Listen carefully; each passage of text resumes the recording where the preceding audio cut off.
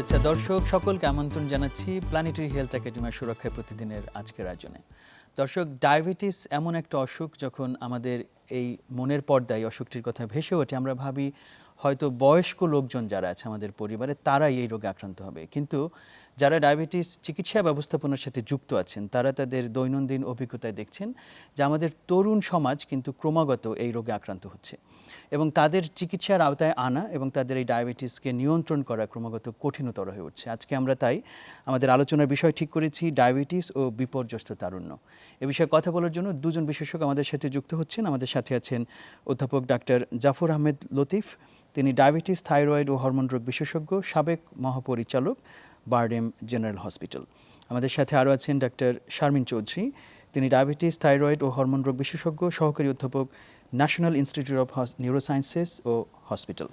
Doctor Sharmin Chowdhury, doctor Jafar Ahmed Latif, দুজনকে স্বাগত আমাদের অনুষ্ঠানে। Thank you. আমি ডক্টর শারমিন চৌধুরী আপনাকে দিয়ে একটু শুরু করতে চাই যে আমরা যেটা বলছি যে ডায়াবেটিস মূলত আমরা অনেক সময় বয়স্কদের রোগ হিসেবে বিবেচনা করি, কিন্তু আমাদের তরুণদের ভেতর বিশেষ করে প্রি টিন যারা এখন বয়ঃসন্ধিতে পৌঁছেছে বা পৌঁছানোর অপেক্ষা আছে, তার মধ্য দিয়ে যাচ্ছে, তাদের ভেতরেও শুনছি যে সংকট অনেক বেশি ঘনীভূত হয়েছে। এই বিষয়টা যদি প্রথমে একটু সংকটের বিষয়টা শুনি। জি, ধন্যবাদ আপনার সুন্দর প্রশ্নের জন্য, সময় উপযোগী প্রশ্ন। এখন আমরা দৈনন্দিন যে রোগীগুলো দেখছি ওখানে আমাদের হাতে বেশিরভাগ ক্ষেত্রে খুব অল্প বয়স্ক রোগী, যারা ধরেন 10 থেকে 15, 16, 17, 18-র মধ্যে, অনেক বেশি যারা ওজন বেশি, তাদের মধ্যে ডায়াবেটিসের মাত্রাও আমরা অনেক বেশি দেখতে পাচ্ছি। এবং বেশিরভাগ ক্ষেত্রেই ডায়াবেটিস হওয়ার মূল কারণ ওজন বৃদ্ধি।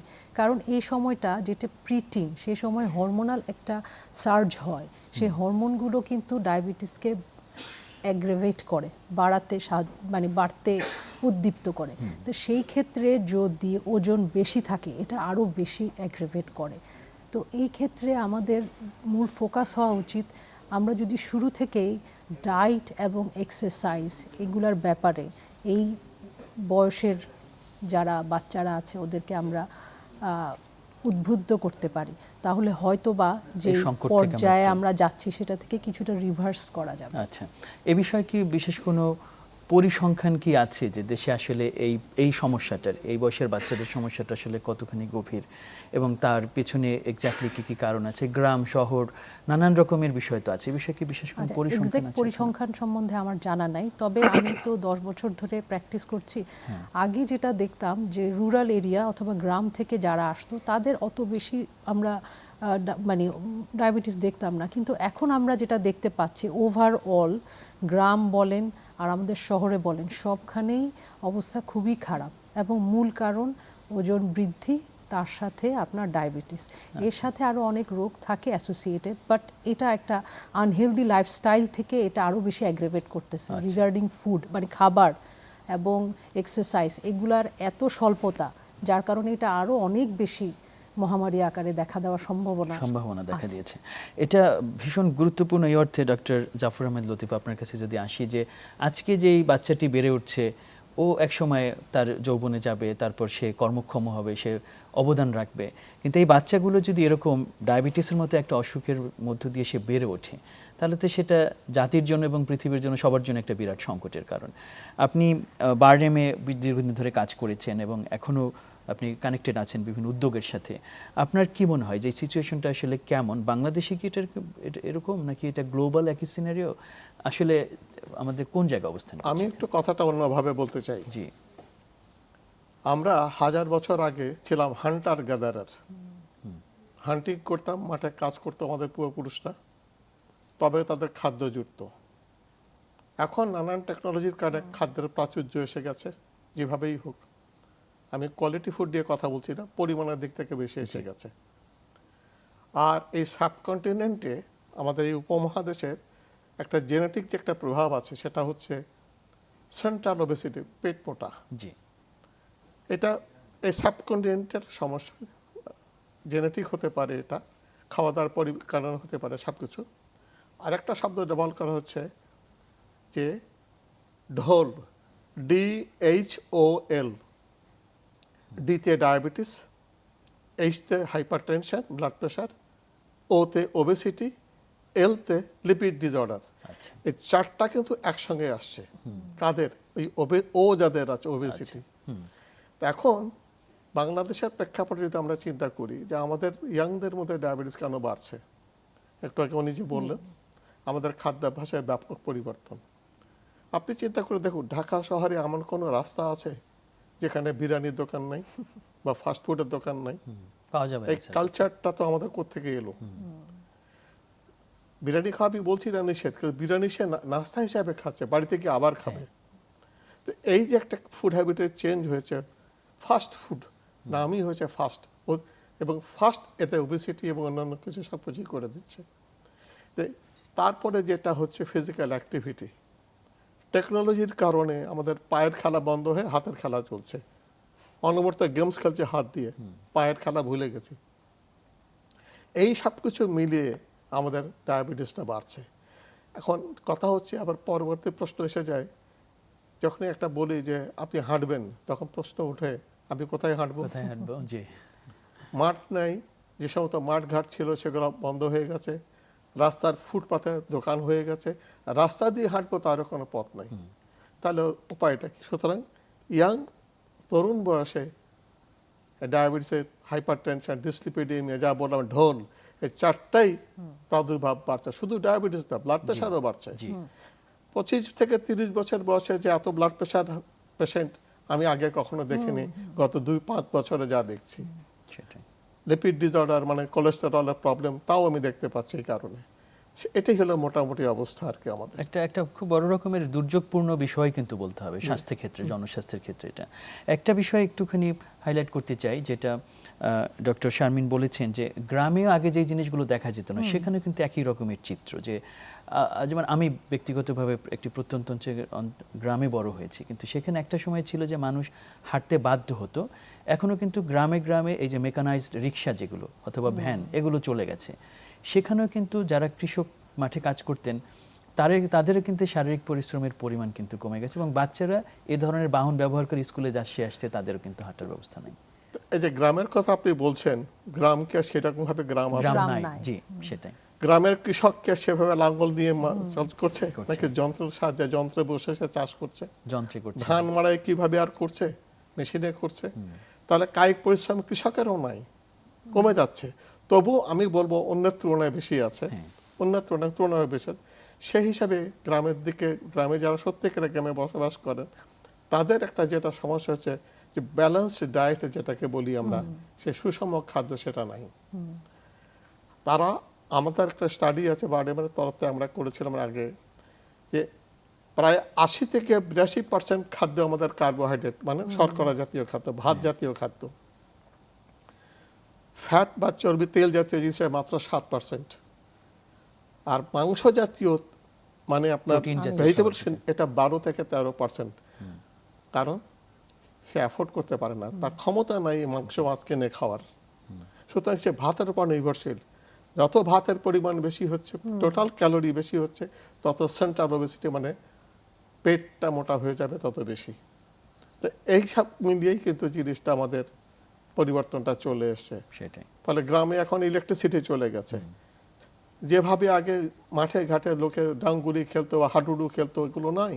এগুলো এখন শহরের মানে একটা উৎসবের মতো গেলে আজকে এই উপলক্ষে একটু হাডুডু খেলা হবে, এই ধরনের জিনিসটা হয়ে গেছে। তো তারাও সেখানে টেলিভিশনে বসে বসে দেখছে, এবং তাদের জীবনযাত্রার মানও পরিবর্তন হয়েছে। সেই কারণেই আরেকটা জিনিস হয়েছে, এই গ্রামাঞ্চলের অনেক লোকের মধ্যপ্রাচ্যে বা বিভিন্ন দেশে চলে গেছে, তাদের পাঠানো অর্থে এখানে যারা আছেন তারা ঠিক মতো ওইভাবে চলছেন না। সবকিছু মিলিয়ে একটা পরিবর্তনটার জন্য এটাই মূল কারণ। সেটাই। অনেক ধন্যবাদ ডক্টর জাফর আহমেদ লতিফ। এই বিষয়গুলো কিন্তু আমাদের নতুন করে ভাবনার একটা জায়গা তৈরি হয়েছে, যে আমাদের সোশ্যাল স্ট্রাকচার যা ছিল, যেহেতু পরিবর্তন হয়েছে, সেটাকে স্বীকার করে কিন্তু আমাদের পরবর্তী ধাপে যেতে হবে। একটা বিষয় আমি একটু খাবারের দিকে, আপনারা দুজনেই জোর দিয়েছেন, সুতরাং এটা একটুখানি ঢুকি, যে আমাদের বাচ্চাদের যে খাবারগুলো আমরা খাওয়াই একদম জন্মের পর থেকে শুরু করে, এবং তাদের যেই খাবারের ভিতরে যে সময়টুকু গ্যাপ থাকার কথা সেটুকু আছে কিনা, এই বিষয়গুলো সহ, এবং অন্য জায়গায় তো যে সুইট যে খাবার এবং সব রকমের খাবারে সুইটেন্ড ম্যাটেরিয়ালস ব্যবহার করা, এবং আলট্রা প্রসেসড খাবার যেটা, এই বিষয়গুলো কিভাবে সংকটটাকে ঘনীভূত করছে? আচ্ছা, খুব সুন্দর একটা প্রশ্ন এবং সময়োপযোগী প্রশ্ন। এখন আমাদের যেটা মানে ডায়েটের যে প্যাটার্ন, এটা আমাদের একটু বুঝতে হবে। স্যার যেটা বলছিলেন, আমাদের খাবারে যে কার্বোহাইড্রেটের পরিমাণ অনেক বেশি, এবং আমরা নিজেরাও ছোটোবেলায় দেখেছি বাচ্চাদের খিচুড়ি খাওয়ানোর যে একটা প্রবণতা, এটা তো আসলে বানানো হয়েছিল মানে গ্রামের লোকদেরকে বোঝানোর জন্য যে কমপ্লিট ফুড কী জিনিস। তো এখন আমরা যারা এখানে আসি, এখন আর এত কমপ্লিকেটেড ওয়েতে চিন্তা করার কিছু নাই। ছোটোবেলা থেকে বাচ্চাদেরকে একটু প্রোটিন, একটু ফ্যাট, একটু কার্বোহাইড্রেট এভাবে অল্প অল্প দিয়ে বড় করতে হবে। সাথে আমাদেরকে আমার যেটা মনে হয়, এবং আমি কিছু মানে স্টাডি করে দেখলাম, যে প্রোটিন খাবার এবং ফ্যাটকে একটু পরিমাণে বাড়িয়ে দিয়ে কার্বোহাইড্রেটকে একটু কম করে এভাবে যদি আমরা খাবারটা সাজাতে পারি, তাহলে ওজন বাড়ার যে প্রক্রিয়া এটা কমবে। এর পিছনে ব্যাখ্যা হলো, এগুলো অত বেশি ইনসুলিন বাড়ায় না। আপনি যখনই কার্বোহাইড্রেট খাবেন তখনই আপনার ইনসুলিনটা অনেক বেশি বেড়ে যাবে। আর আমরা জানি এই হরমোন কিন্তু মানে গ্রোথে হেল্প করে, অনেক বেশি ওজন বাড়ায়, মানে পুরো সাইকেলটাকে আপনার পজিটিভের দিকে নিয়ে যাবে। আপনার ওজন কমাতে সে হেল্প করবে না। তাহলে আপনার ওজন কমানোর হেল্প কিভাবে হবে? আপনি যদি খাবারের ফ্রিকোয়েন্সিটা কমান, আপনি যখন ফ্রিকোয়েন্সিটা কমাবেন, তাহলে আপনার ইনসুলিনের স্পাইক হবে না। যদি ইনসুলিনের স্পাইক না হয়, তাহলে তো আর আপনার যে কমপ্লিকেশনগুলো হওয়ার কথা সেগুলো হবে না। আমাদের মিল ইন বিটুইন মিলের যে গ্যাপ এত কম, এটা খুব মানে অ্যালার্মিং আর কি। আর ফুডের প্যাটার্নটাও আমাদের ঠিক করতে হবে। যেমন বাচ্চাদের সকালে আমরা যদি বলি যে তুমি বাবা 2-3টা ডিম খাও, তারপর একটু তুমি চিজ খেলা আর একটা রুটি খেলা অথবা ব্রেড খেলা, না খেলা কিছু যায় আসে না। অথবা আমরা ওদেরকে টিফিনে যদি হেলদি খাবার দেই, একটু ভেজিটেবল দিলাম সতে করে, এই টাইপের খাবারগুলোর প্রতি আমাদের একটু গুরুত্ব দিতে হবে। এবং আমাদেরকে মনে রাখতে হবে ফ্রিকুয়েন্ট মিল, 2-3 ঘন্টা পর পর এই যে একটা খাবারের প্রবণতা, এটা বন্ধ করা উচিত। এবং আনহেলদি ফুড স্যার যেগুলো বললেন, এটা তো ডেফিনেটলি 1 নাম্বার লিস্টে থাকবে। সাথে ফুডের প্যাটার্ন কিভাবে আমরা গুছাবো, সেটা একটু আমার মনে হয় সাধারণ মানুষের মধ্যে এটা একটু মানে জানানো উচিত, যে এইভাবে খেলে অ্যাটলিস্ট আমাদের যে কমপ্লিকেশনগুলো প্রিভেন্ট হবে আর কি, একটা ধারণা দেওয়া দরকার। ডক্টর জাফর আহমেদ, আমরা যেটা দেখছি যে সাম্প্রতিক একটা গবেষণা এসছে যেখানে বলা হচ্ছে যে 60-এর দশক 70-এর দশকে যে বাচ্চারা জন্ম নিয়েছে, তারা 60-70 বছরে গিয়ে যে ধরনের অসুখে ভুগত, 90-এর দশকের পরে যারা জন্ম নিয়েছে তারা এই 30-35-এ গিয়ে সেই ধরনের অসুখে আক্রান্ত হচ্ছে। তো বলা হচ্ছে যে আসলে আমাদের ওই যে ল্যাক অফ এক্সারসাইজ এবং ডায়েটের যে ব্যাপক পরিবর্তন, সেটা এর পেছনে একটা বড় ভূমিকা রাখছে। আমাদের এই যে বাচ্চাদের ক্ষেত্রে আমি যদি আবার একটু গুরুত্ব দিই এখানে, যে তার মানে তাদের শুরুর দিকের সময়টা হচ্ছে প্রচণ্ড গুরুত্বপূর্ণ।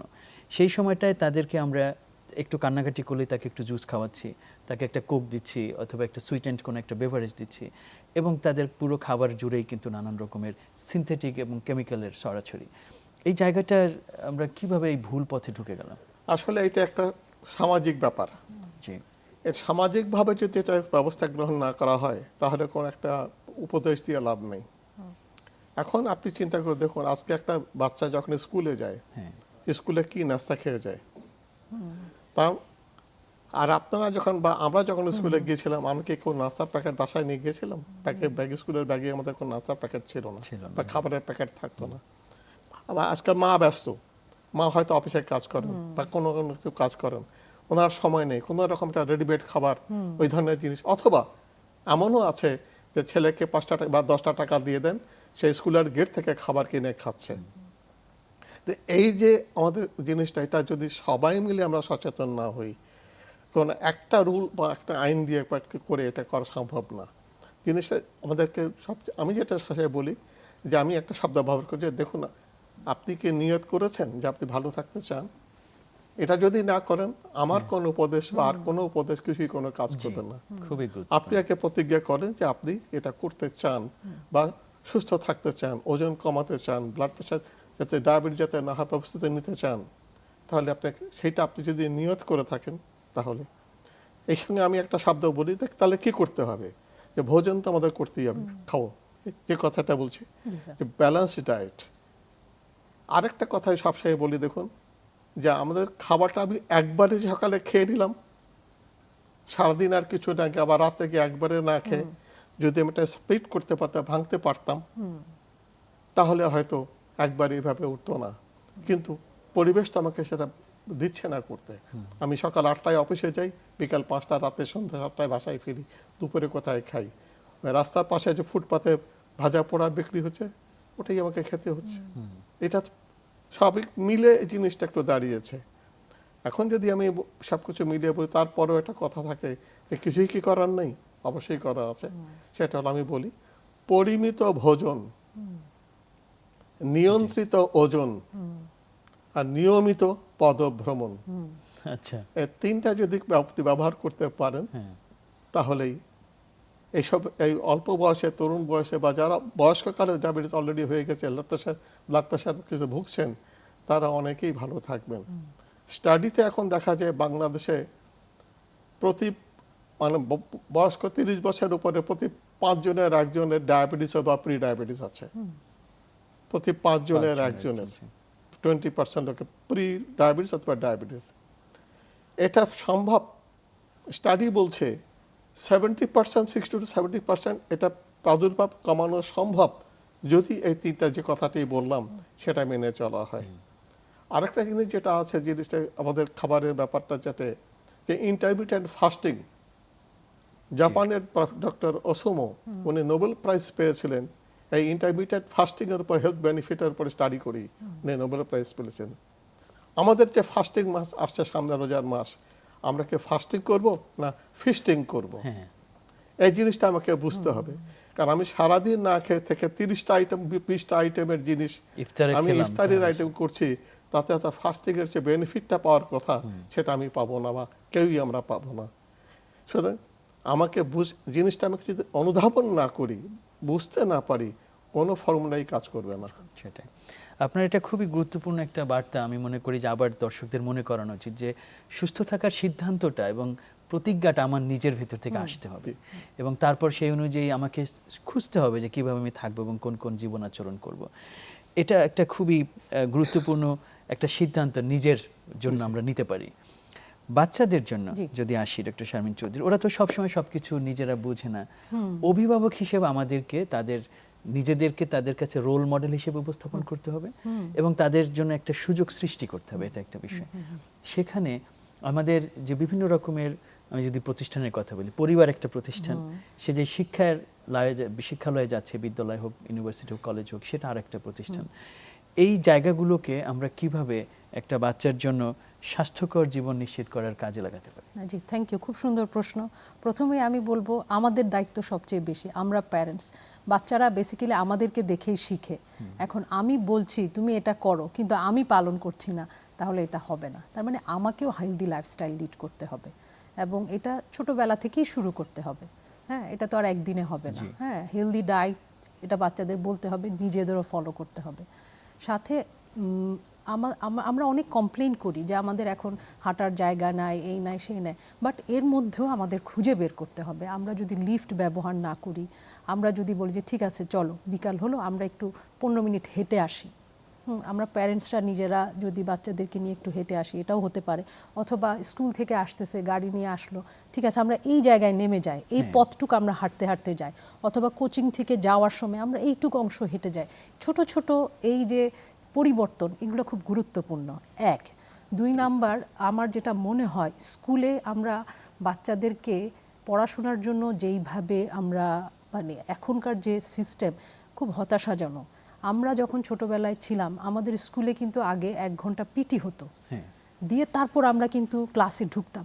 এখন এটা নাই, এটা খুব মানে খুব পেইনফুল আর কি। তাহলে আমাদের স্কুলে এটা করতে হবে, সব বাচ্চারা আধা ঘন্টা 45 মিনিট খেলবেই অথবা ফিজিক্যাল অ্যাক্টিভিটি করবেই, তারপর সে ক্লাসে ঢুকবে। এটাতে অনেক বেনিফিট। একটা তো ফিজিক্যাল অ্যাক্টিভিটি, আরেকটা যেটা হবে ওর এমনি যে মানে ডোপামিন রিলিজ হবে, যে মেডিয়েটার্স, এগুলো ওর পড়াশোনার মনোযোগও বাড়িয়ে দিবে। তার মানে আপনি ফিজিক্যাল অ্যাক্টিভিটির মাধ্যমে ওর ফিজিক্যাল হেলথ ইমপ্রুভমেন্টের সাথে সাথে ওর ব্রেনেও আপনি কিন্তু একটা ভালো ইতিবাচক ভূমিকা রাখতে পারছেন। তারপর বাসায় আসলো, আমরা প্যারেন্টসরাই যদি বলি ঠিক আছে আমরা তো রাতের খাবার খেলাম, চলো সিঁড়ি দিয়ে একটু নিচে নেমে এসে আবার উঠি, তার মানে জিনিসটা আমার পরিবর্তন আসলে তাহলে আমার বাচ্চার পরিবর্তন আসবে। আমার বাচ্চার পরিবর্তন আসলে আশেপাশে যে বাচ্চাগুলো আনহেলদি লাইফস্টাইল লিড করে, ওরা ওকে দেখে যে না, ও আমার বন্ধু তো এরকম না, তাহলে আমি কেন? তো জিনিসটা কিন্তু একজনকে দিয়ে বাকিরাও কিন্তু আমার ধারণা উদ্বুদ্ধ হওয়ার সম্ভাবনা আছে। এটি খুব গুরুত্বপূর্ণ যে এটা প্রসঙ্গ যে পিটির কথা যেটা বলেন জি, স্কুলে, জি। আমাদের ক্ষেত্রে হয়েছে নিশ্চয়ই, জি। স্যার আপনার ক্ষেত্রে হয়েছে, এবং এই যে পিটি করে এখন কিন্তু অনেক জায়গায় অ্যাসেম্বলি হয়, কিন্তু আমার ধারণা যে পিটির প্রসঙ্গটা কিন্তু না, না, সব না, জায়গায় নাই। নাই এটা। তাহলে আমরা এই যে প্রাতিষ্ঠানিক যে পরিবর্তন, যেটা ডক্টর জাফর আপনার কাছে যদি আসি, যে এই প্রাতিষ্ঠানিক পরিবর্তনের ক্ষেত্রে সরকারের, আমি এখন যদি যাই, যে তাদের একটা কেন্দ্রীয় একটা ভূমিকা নেওয়ার সুযোগ এখানে আছে।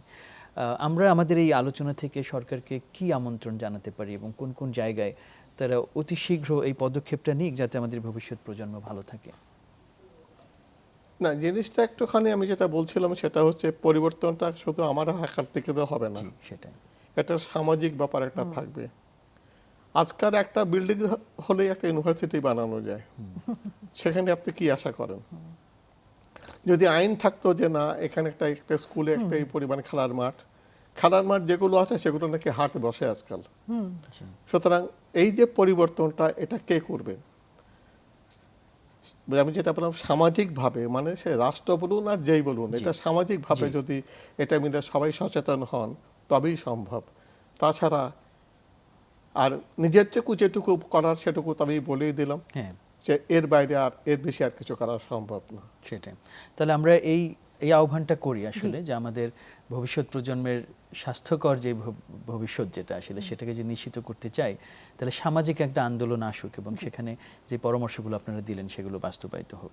আমরা একেবারেই প্রায় শেষের দিকে। ডক্টর শারমিন, আপনি যদি ছোট কোনো একটা আহ্বান রাখতে চান আজকে যারা অনুষ্ঠানটা দেখছে তাদের প্রতি, তার মধ্যে দিয়ে আমরা আজকে একটু শেষ আচ্ছা, করব। আমি বলবো প্লিজ আপনারা যারা প্যারেন্টস আছেন, আপনারা আপনাদের বাচ্চাদের ফিজিক্যাল অ্যাক্টিভিটির উপর অত্যন্ত গুরুত্ব দিন। তাদেরকে সুইমিং শিখান, তাদেরকে বিভিন্ন ধরনের ফিজিক্যাল অ্যাক্টিভিটির প্রতি এত বেশি গুরুত্ব দিন যে আপনার মাথায় রাখতে হবে যে পড়াশোনাটা, মানে পড়াশোনা নিয়ে এত মানে ফোকাসড প্যারেন্টসরা, বাচ্চারা স্কুলে যায়, কোচিংয়ে যায়, ও খেলবে কখন? তাহলে সেই টাইম আপনাকেই বের করতে হবে। কিভাবে করবে সেটা আপনাকেই বের করতে হবে। কারণ বাচ্চা যদি সুস্থ না থেকে ও পড়াশোনা করে কি করবে? আমরা কেউ অসুস্থ বাচ্চা চাই না, কারণ ও অসুস্থ মানে একটা পরিবারের জন্য একটা বার্ডেন, দেশের জন্য বার্ডেন, ওভারঅল ভবিষ্যৎ প্রজন্মটা ধীরে ধীরে আরও অবক্ষয়ের দিকে যাবে। আমরা আমরা কার কাছে কাদেরকে রেখে যাব পৃথিবীতে, তারাই যদি সুস্থ না হয়? তো এটাই আমার